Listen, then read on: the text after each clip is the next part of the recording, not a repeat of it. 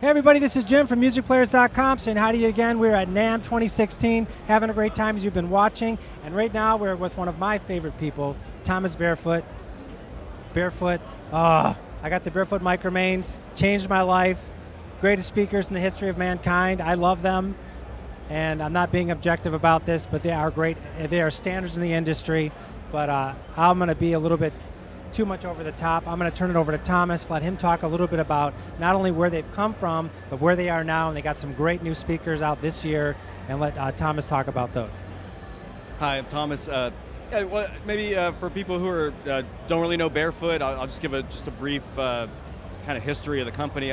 I've been building speakers all my life. I'm a physicist, but 10 years ago I kind of got into, as a newbie, into the recording world, and kind of learned that there's this thing where people are using essentially glorified bookshelf speakers to record and mix records, and then at the end of the process they send it off to the mastering engineer who's got the the real deal speakers. And I was pretty indignant about that, so kind of set about, maybe in a naive way, to say, well, I'm going to try to bring all those dynamics and fidelity and bass extension and everything into the studio, as something that can work on a console as an ear field, but still give that full range.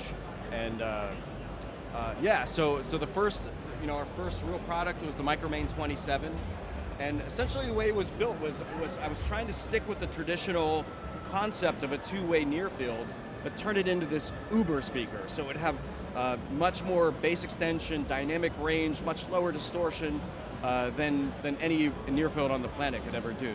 And that was how the Micromain 27 came about. One of the interesting features that everybody noticed first with the 27 is that it's got subwoofers on both sides. They're actually dual active subwoofers in a sealed box. They work in tandem, but in opposite directions, so they're actually canceling out the forces from the speakers, so that literally there's no vibration being transmitted to the cabinets whatsoever. And so that's important because you're working in a near field situation, but you've got all this bass extension, extremely tight bass extension, and it's not clouding the sound field. It's actually just supporting everything. So it's essentially working and translating like a small two-way near field would, but you've got all this bass extension and dynamic range that no two-way near field could ever do.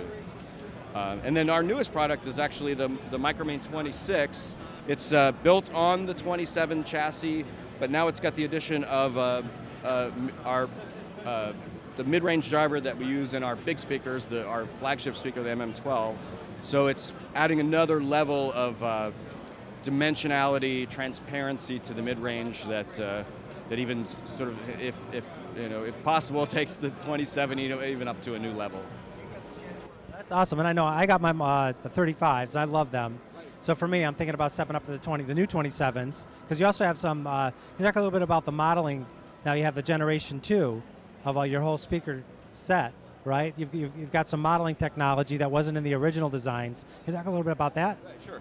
Yeah, so the first generation of the 27 was a huge hit, and the 35, but nonetheless, I would still see the NS10s and the Oratones parked up alongside my beautiful Micromains, and I'm kind of a competitive, jealous guy in that regard. I want to see those speakers parked up next to my. But I get it. You know what I mean? People, the NS10, and Aratone, they're classic references, but it's not ideal to have multiple speakers up on your meter bridge. It takes up space. You have to amplifiers. Sort of clouds the sound field from your main monitors. So with the second generation,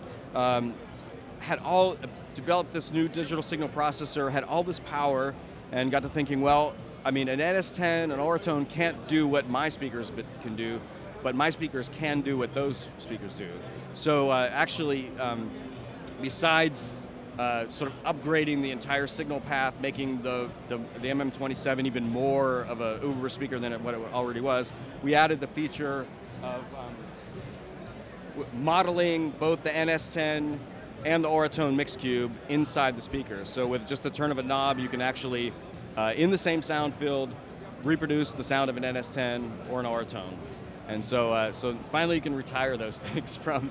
And that's really helpful because in my studio, I can't tell you how many times, especially with my, I don't want to say, I'll say my vintage clientele, right? Especially new clients will come in and they see it and they're like, oh, it sounds great.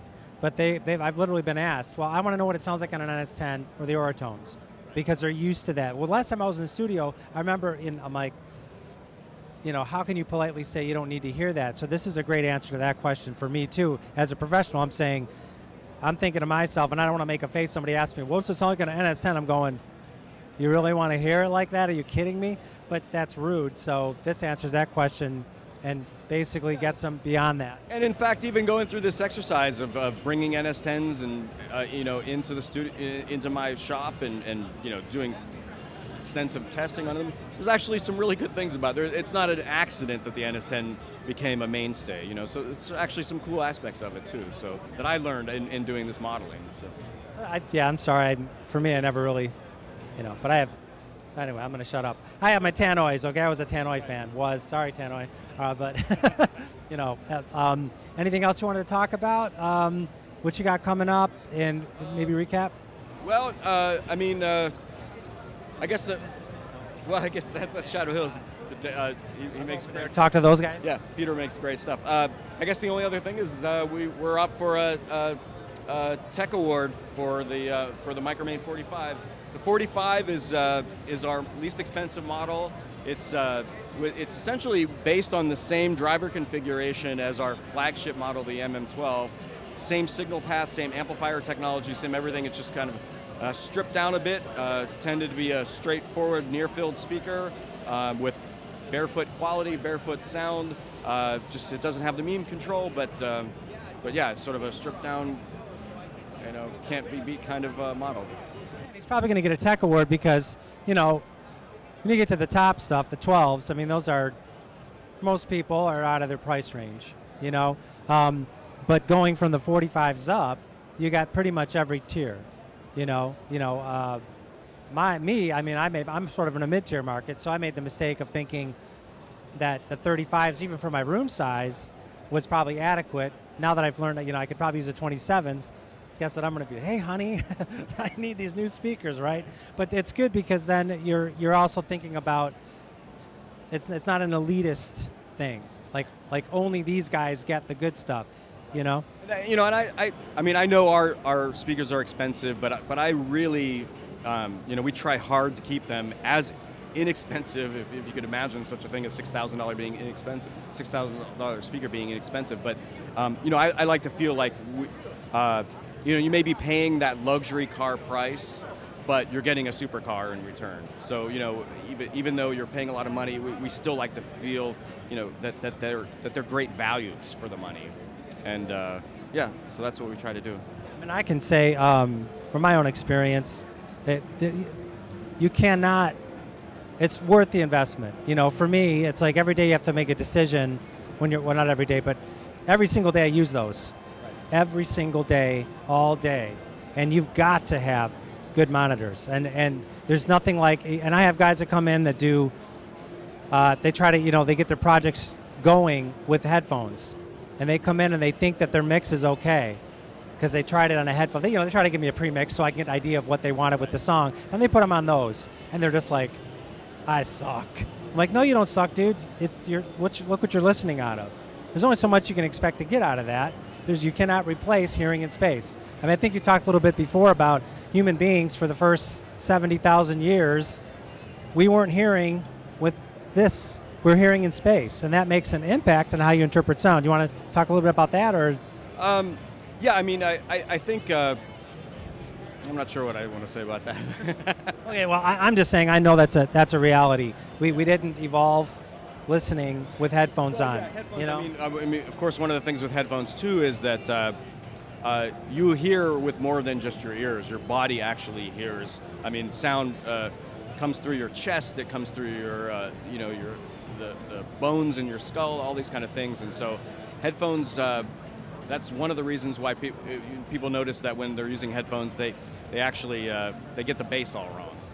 So I don't think we're at that point yet. Maybe someday some technological kind of advancement will come where people can make translatable records well with headphones, but I don't think we're at that point yet. At that point, we'll have Microman headphones. The thing I think about, the investment of really high quality monitoring. I mean, one of the things, the best compliments I feel like I've ever had in this is one of our customers, Chris Carnes, actually works for Vintage King Audio now, but he said, that his Microman 27s allow him to work faster and more efficiently than he ever did in the past, and he has more time to spend with his family, and so that for me was a huge compliment, and I also feel like you have more time to work, but ultimately, I'm one of those people, like, I can do this. I have technological skills, I guess, but I never was really the musician that I wished I could have been. Knew I didn't have that gift that people just have, and but this is something I can do and something I can give back to music and the people who make music that brings us all so much joy in life, and I feel like if I'm doing something also that makes them work faster and more efficiently, then you really have more time to do creative things rather than worry about technical things. That's my job. Let me just take care of that, and then you just go and just create. So. And I would agree. I mean, for me, what it's done for me is it's eliminated. It's going to probably, some people can't believe this. It's eliminated me cross-referencing.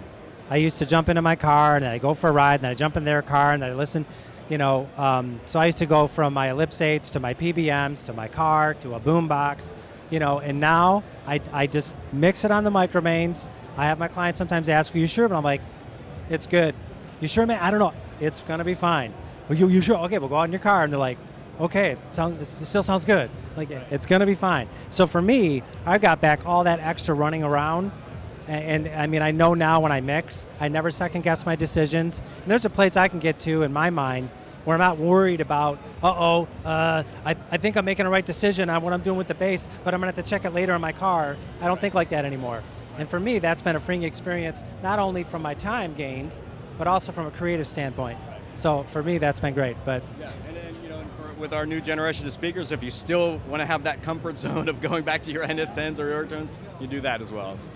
All right, well, everybody, I mean, we've got a great interview here with Thomas Barefoot. Guy's a genius. Speakers are awesome.